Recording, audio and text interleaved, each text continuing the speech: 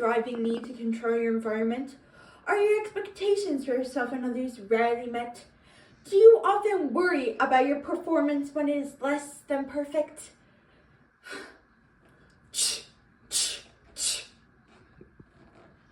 The last thing I want to see taped to my bathroom mirror at 5:30 in the morning was a newspaper article entitled, "Are You a Perfectionist?" It was there, courtesy of my mother. I was instantly irritated because Alan Feynman had accused me of rabid perfectionism when he broke up with me last month. "The problem with you, Jill, is if the least things go wrong, you can't handle it. Everything has to follow this impossible path to perfection." I also remember my second to last fight with Alan when he went completely ballistic at my selfless offer to alphabetize his CD collection with the color-coded cross-reference guide by subject, title, and artist. Males. Perfectionism sometimes comes with a drive to do things right, to win and to succeed. However, we often may feel stress and anxiety when things go wrong, especially if we feel people may think less of us. Over the course of a stressful morning waiting tables, Jill is about to learn that she doesn't have to be perfect. To those who really care about her, she's already perfect enough. Pancakes by Joan Bauer. It was Sunday morning. I was due to my waitress job at the Yule Hut Pancake House in 45 minutes. I replaced a complete disorganized slob. I have a system for everything. Menus first, then bring water when you come back to take the order.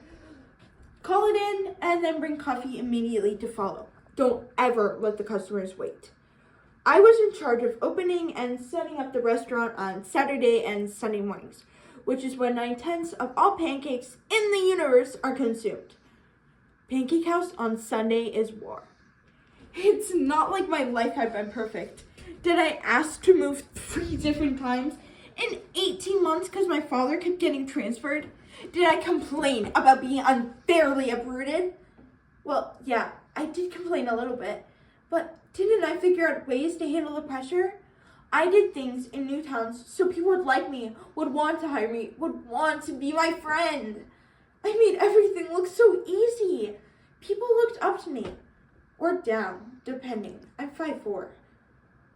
I steeled myself for the hungry Sunday morning mob that would descend in 2 hours. Cheryl and Lucy were late, but I knew Lucy's baby was sick and Cheryl was picking her up, so I didn't worry. Nothing I couldn't handle. Syrup, Hugo, must be poured slowly from the huge cans into the small plastic pourers, because if you pour too fast, you can't control the flow and syrup gets everywhere, which never really cleans up. Wake up. Oh, syrup is our enemy. But like Alan Feynman, Hugo, our busboy, is a male without vision. 7:47. Still no Cheryl or Lucy. They'd never been this late before. Alan Feynman had been more than an hour late plenty of times. I scanned my customers to make sure everyone was cared for, turned and dashed to the restroom. When I heard a screech of tires in the parking lot, a big tour bus gritted to a halt. I watched in horror as an army of round, middle-aged women stepped out from the bus. It was a natural selection. I was as good as dead. A table for 67. Waitress rule number 1. Don't ever let the customers know you're out of control. Sit anywhere. I'll be right with you. You know, if you wrote the menu on a blackboard, you wouldn't waste too much paper. They're not the little ones! Oh, now, precious. I'm sure this nice young lady doesn't want to disappoint you. Life's tough, kid. Tell the young lady what you want, precious. I want the teeny weeny ones on my chocolate chip pancakes. teeny weeny ones coming right up.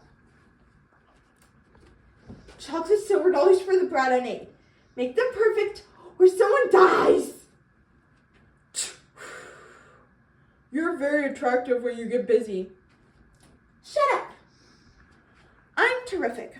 I can handle this because I'm a terrific person. Yes, we have many tourists to pass through, though usually we have more waitresses. It's a safe bet any restaurant on earth has more waitresses than the old pancake house does at this very moment. Hit me with the order. I'd love to. You're only getting this once. Buttermilk's on 12, Pig's on 4, Betsy's on 3, Colonial's on 7. You have very small handwriting. That's often a sign of low self-esteem. Waitress, we're out of syrup. What? Ew, syrup. Hugo! Hot water! Oh dear, have we mentioned separate checks? No. Ugh. You call these buckwheats? Buckwheats are supposed to be enormous and hearty. I'm the fall guy for everything that happens at this restaurant. Waitress rule number 2. The customer is always right, even if they're dead wrong.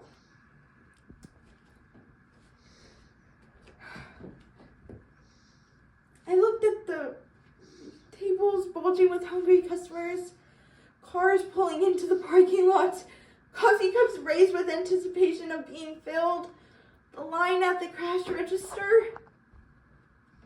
Waitress, I need more ketchup. Okay. I went under the counter. Nothing under K. I ruffled through jams, jellies, lingonberries. Hugo! Hugo, wake up! The sky is falling. I need ketchup, please.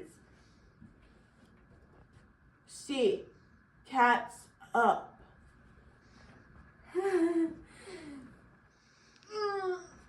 Please don't hate me. I'm only one person, and I'm not even a particularly tall person. I'm sorry, but I simply can't do everything. And just to make matters worse, Alan Feynman walks in with his parents. No, anything but this. Jill, can I help? Can you work cash register? Of course. He had such a nice smile. He thanked everyone for their patience and got their names on lists. Jill, can I help? Mrs. Feynman, you don't have to. We've always been so fond of you, Jill. I slapped a bag of decaf into her sainted hands. Mr. Feynman had just poured himself a cup and went back to the car to wait. We whipped this place into shape. My pockets were bulging with tips. At 11:47, Cheryl raced in, and when she did, bathroom, bathroom, bathroom. Life's tough, kid, move. Hey! By 1:30, the crowd had cleared. Alan Feynman and I were sitting at the back table. He said he missed me. I said I missed him too. Hugo was speed pouring bosamberry syrup, but somehow that didn't matter. It was okay.